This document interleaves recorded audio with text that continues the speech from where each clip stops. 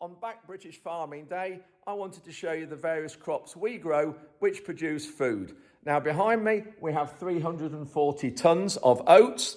Now these aren't normal oats because they are quite oily when you touch them and when you rub them in your hands. They are also exceedingly itchy if you get in contact with them for very long. And they don't have a husk on the outside. And these are known as naked oats. And their main use are for your furry friends. So your cats, dogs, guinea pigs, hamsters, rabbits, any of your pets like that. And so this is a really important crop for us. The next crop we're looking at is wheat.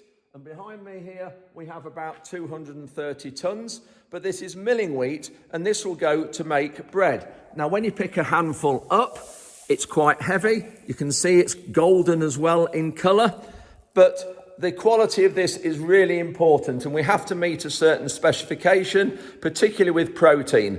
But as much as we try and do certain things and grow the crop in the right way, the overall say in whether we meet that quality criteria or not is Mother Nature. If we get the wrong weather at the wrong time, it will actually ruin this for milling wheat, and it could be downgraded to second-class milling wheat, which would then be mixed with a higher grade of milling wheat, or even downgraded totally to feed, in which case every time it's downgraded we'd lose price and we'd lose premium.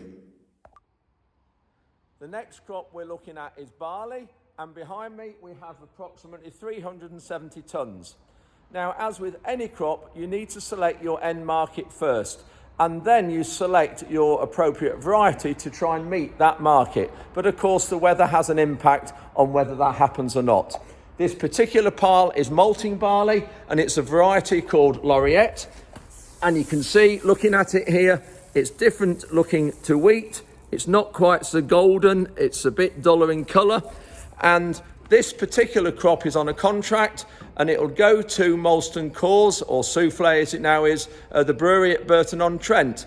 And it will brood into lager, and it'll be turned into Grolsch or Carling. Now, also, another use for barley is in some breakfast cereals and some very, very odd loaves of bread. So this is a crop that is really important to us and could end up on your table. I'm now stood in another shed of wheat, but this is a different type of wheat to the one you saw a minute ago. And in this building, there is 1,400 tonnes, so it goes a long way back. And this is a particular variety that goes to make biscuits. So in wheats, we have soft wheat and hard wheat, and this is a soft wheat variety, a variety called Skyscraper. So such as digestives and rich tea and any biscuits like that can be made from this type of wheat. I'm now in our store of oilseed rape, and the main use for this crop is McDonald's, because it's a specialist variety that produces oil which is high in omega-6 and omega-9, but it's also very low in trans fats, which are good for the heart. Now, if you can just quite see, there is the crop. It's black, and when it's crushed, it's got a yellow husk inside. Now, the oil is extremely healthy, and that is why McDonald's fry their food in it. They sometimes mix sunflower oil with it as well. Now, the common view that olive oil is the healthiest oil you can get simply isn't true. And another use for rape oil is obviously general cooking oil that you buy in the supermarket shelves, such as vegetable oil, but it also goes to make plastics, cosmetics, tyres as well.